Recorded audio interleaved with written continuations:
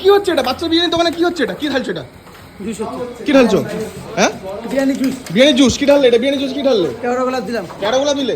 এটা দেখতে পাচ্ছ বাচ্চার বিরিয়ানি, কিন্তু বাচ্চার বিরিয়ানি 2 এর একটা নতুন কারখানা, যেটা বলতে পারো। ঠিক আছে, এই দেখো এখানে 3টে হাঁড়ি, 1টা 2টো 3টে হাঁড়ি কিন্তু একসঙ্গে প্রিপারেশন চলছে।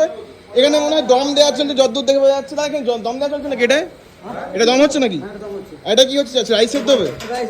আচ্ছা, একসঙ্গে কটা হাঁড়ি মানে দম হচ্ছে?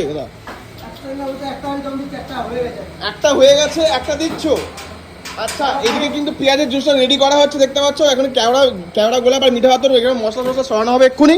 ঠিক আছে, আজকে কত হাঁড়ি মেকিং এর মানে আইডিয়া এস্টিমেট আছে? আজকে কমসে কম 20-25 হাঁড়ি তো হবেই হবে। 25 হাঁড়ি একদম? বেশি বাড়তেও পারে। বাহ, দেখতে পাচ্ছ দাদারা কিন্তু টোটালি কটা থেকে স্টার্ট করেছো? আমরা শুরু করেছি ভোর 5টা থেকে। ভোর 5টা থেকে?